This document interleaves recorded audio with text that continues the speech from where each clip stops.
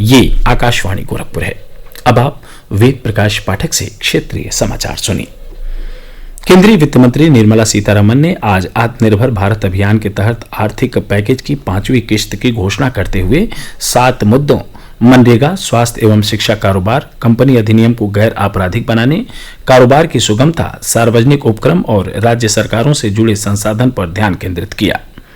वित्त मंत्री ने बताया कि मनरेगा के तहत 40,000 करोड़ रुपए का अतिरिक्त आवंटन किया जाएगा, जिससे 300 करोड़ कार्य दिवस सृजित होंगे। स्वास्थ्य के क्षेत्र में सरकारी निवेश बढ़ाया जाएगा और राष्ट्रीय डिजिटल स्वास्थ्य मिशन की स्थापना की जाएगी। उन्होंने सभी जिलों में संक्रामक रोगों के लिए समर्पित अस्पताल ब्लॉक बनाने की घोषणा की। वित्त मंत्री ने स्कूली शिक्षा के लिए स्वयं प्रभा कार्यक्रम के तहत डीटीएच पर 12 नए चैनल शुरू करने और पीएम ई विद्या कार्यक्रम शुरू करने की भी घोषणा की। श्रीमती निर्मला सीतारमन ने कहा कि साथ ही देश के 100 अग्रणी विश्वविद्यालयों को ऑनलाइन पाठ्यक्रम शुरू करने की भी अनुमति दे दी गई है।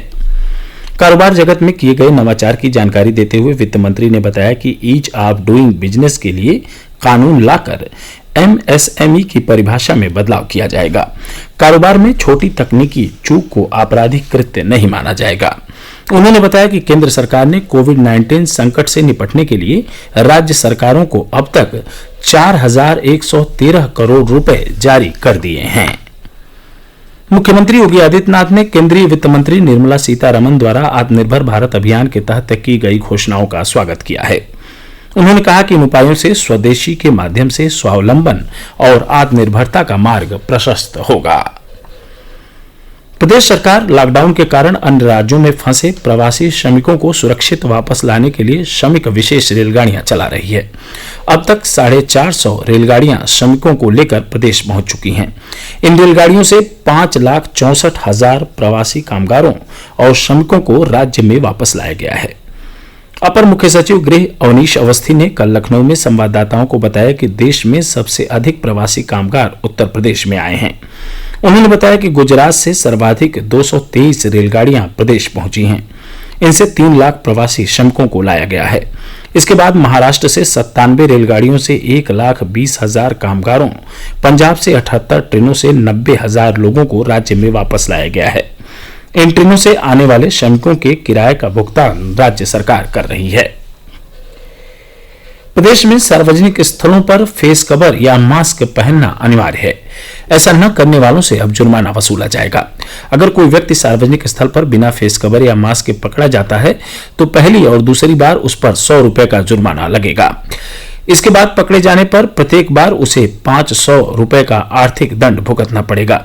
दुपहिया वाहन पर केवल एक व्यक्ति को ही चलने की अनुमति है। एक से अधिक व्यक्ति होने पर पहली बार 250 रुपए, दूसरी बार 500 रुपए तथा तीसरी और उसके बाद 1,000 रुपए का अर्थदंड लगाया जाएगा। आकाशवाणी का समाचार सेवा प्रभाग विशेषज्ञों की सलाह श्रृंखला में आपको कोविड-19 के बारे में वरिष्ठ चिकित्सकों की राय से अवगत करा रहा है। आकाशवाणी समाचार से बातचीत में वरिष्ठ चिकित्सक डॉक्टर मधुर यादव ने कहा कि नागरिकों को साफ सफाई के बुनियादी नियमों और सुरक्षित दूरी बनाए रखने के निर्देशों का पालन करना चाहिए। सबसे बड़ी बात तो ये है कि आप जब भी बाहर निकले मास्क लगा के निकले। दूसरी बात, जहां तक हो सके कम सरफेसेस को छुएं। तीसरी बात यह है कि आप सोशल डिस्टेंसिंग मेंटेन करें। और चौथी बात यह है कि जो कोई भी आदमी खांसता है या छींकता है, आप उससे हमेशा अपने आप को दूर रखें।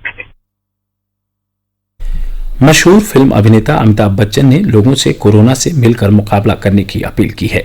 उन्होंने कहा है कि कोरोना संक्रमण को फैलने से रोकने के लिए हर किसी को सावधानी बरतनी चाहिए और सरकार के दिशा निर्देशों का पालन करना चाहिए। नमस्कार, मैं हूं अमिताभ बच्चन। देखिए, हम सब मिलकर नोवल कोरोना वायरस या कोविड-19 को फैलने से रोक सकते हैं। इसके लिए हमें बचाव के कुछ तरीके अपनाने होंगे। खांसते या छींकते समय हमेशा अपने मुंह को रुमाल से या टिश्यू से ढकें। अपनी आंख, नाक और मुंह को हाथ से न छुएं। अपने हाथों को समय समय पर साबुन और पानी से लगभग 20 सेकंड तक धोएं। भीड़ भाड़ वाली जगह पर जाने से बचें। देश के कई राज्यों में आत्मनिर्भर भारत पैकेज के अंतर्गत प्रवासियों के लिए अनाज वितरण का कार्य शुरू हो गया है। सरकार ने बृहस्पतिवार को प्रवासियों, फेरी वालों, किसानों और मध्यम आय वर्ग के लोगों के लिए दूसरे वित्तीय राहत उपायों की घोषणा की थी। इसमें बिना राशन कार्ड वाले करीब 8 करोड़ प्रवासियों को अगले 2 महीनों तक 5 किलो प्रति व्यक्ति गेहूं या चावल तथा 1 किलो चना प्रति परिवार निःशुल्क दिया जाएगा। इसके साथ ही क्षेत्रीय समाचारों का बुलेटिन संपन्न हुआ। नमस्कार।